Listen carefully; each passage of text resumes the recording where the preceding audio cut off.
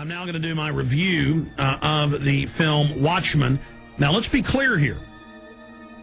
I'm not a big comic fan because I've always been more serious studying history and government documents and the way the world actually works. But art mimics life, life mimics, and of course mimics art itself, so that goes vice versa. I did go see the movie Saturday night because listeners kept telling me I had to see it. Then on Sunday, I bought the Watchmen novel itself and scanned through it, and it's very, very similar to the film itself. I've done some basic research on the creator of Watchmen, Alan Moore, who is a Mason and into all of this Illuminati type stuff. Alan Moore is not a Mason. He's not into the Illuminati. This is yet another lie from Alex Jones. Do a basic breakdown of this film. It is an Illuminati New World Order threat, all of humanity. It is the psychopaths' love to let the public know what they're planning and what they're doing. They believe that it gives them magic. Let me get this straight. The writers, producers, director, etc. just made a film, knowingly or unknowingly, about these New World Order operatives who are these psychopaths who love to let the public know what they're planning and doing? Fucking nut.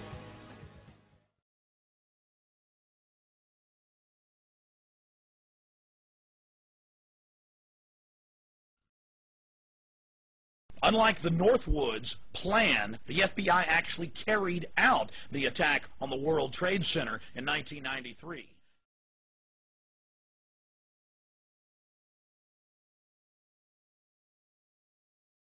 Come out of the building right now. Everybody evacuate the federal building. April 19th, 1995, in downtown Oklahoma City. Multiple bombs ripped through the Alfred P. Murrah Federal Building. And as usual, federal fingerprints were all over this tragic event.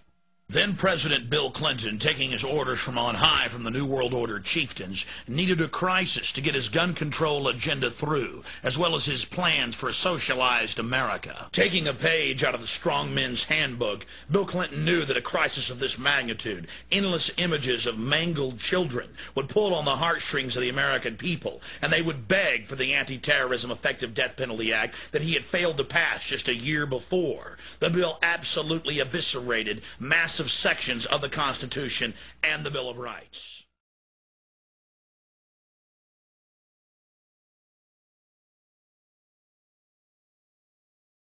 The following conversation took place on the date of the Virginia Tech massacre.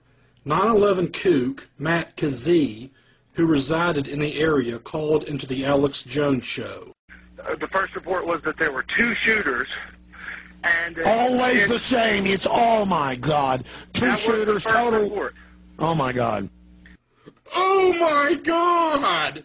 Shut up. It was a preliminary report, you freak. So then, basically, what it's shaped into so far is that there was a guy who shot 3 people at AJ dorm, which is just, it's about half a mile from here, and then fled across campus, went into a classroom, and killed everybody. And then killed himself is the word. And I bet money if the cops would have scrambled immediately, they could have seen this guy running around with a gun. They should have just attacked him. I just cannot believe it. I mean, I'm sorry, folks. I've studied this stuff. When people tried this in the past, the cops just killed them. I mean, the cops didn't used to be like this. I just can't believe it. What the hell? Go ahead and take your cheap shot at the cops, which you hate so much. Seriously, do you think the guy was running around campus with his guns exposed? There was another bomb threat today, and they had to evacuate all these rescue vehicles because of another bomb threat. I mean, they pulled out the whole, there was every cop in 3 counties out here just the other day right on this very street. Well, that shows, listen, this has got Black Op written all over it. That's right. I remember hearing about the last shooting. You got a shooting there in this little rural area, then another one, weird bomb threats.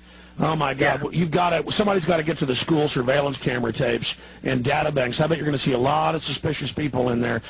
Never seen anything like this in this town, and I will say this, it's been a very strange week living where I'm living because, like I said just a couple of days ago, every cop in 3 counties, they were all in their SWAT gear and everything. Somebody's been calling in bomb threats all week, and I don't know, isn't that kind of strange? Well, that could be the crazy person, or it could be somebody inside intelligence that didn't want this black op to go forward.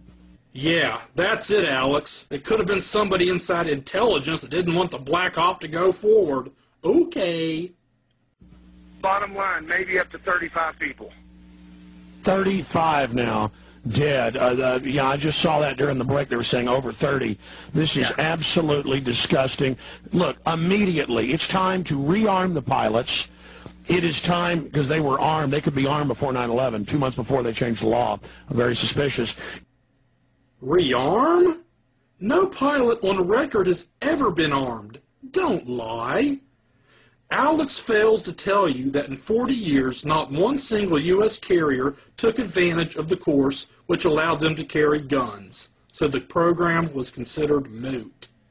Here, and we went out and started talking to people on the street to find out what was going on. Well, this is also a victim disarmament zone, because under federal law, none of the citizens can have guns that live on campus, so it's a perfect place for a black op because nobody's got guns. Please continue. Yes, and he killed 3 people, or at least shot 3 people, killed at least one of those 3, I think maybe all 3, a few blocks away from here. I'm making a prediction, a guesstimation. I bet he's going to be an Iraq or Afghan vet. Yeah, well, we'll see if that comes true. You never know. Iraq or Afghan vet. Yeah, nice prediction there. Because they're not going to be our cops. Beside the ROTC, by the way.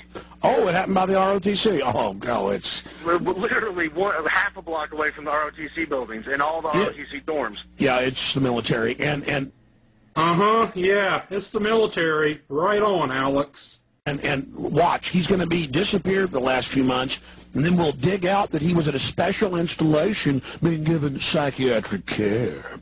Because, again, no, this happens over and over again. Oh, I'm sorry. Please continue. Well, it looks like you got that wrong, too.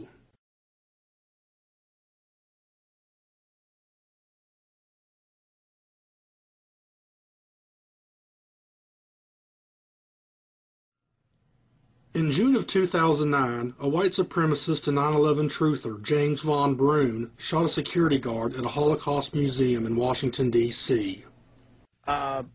It's great to have him on now. We set him up like a couple days ago before this horrible guy went in and shot this poor security guard, supposedly.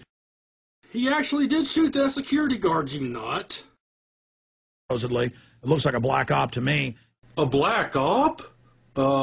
It's quite clear in the papers he had written and testimony from his ex-wife that Von Brunn was a hateful racist. It was not a black op, you paranoid fool. At this Holocaust Memorial Museum, perfect timing when we're trying to audit the Fed for that to happen.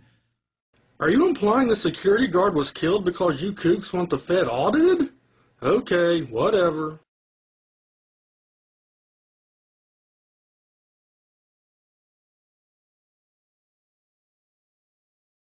I want to bring Jason Burmis up now.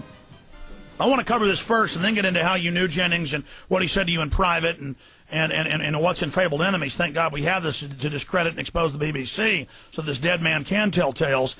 But first off, I'm worried about Dylan, and I won't talk bad about my friends until they're in danger. And I give people advice, and they seem to think I just fell off a turnip truck or something.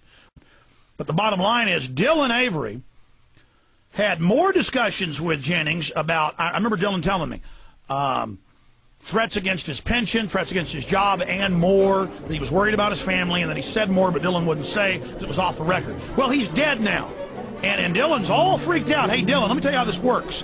If they think you know something, you're not safe till you let that out. Look at the hundreds killed, the new stuff about the Kennedy assassination, and then their family members they told stuff got killed. This isn't a joke. So, Dylan, you better... Now, listen, Dylan Avery. They know you talked to Jennings. Now, you better go on this show or another show. You better write it up on your blog or do a video blog right now. I know you've never taken any of my advice.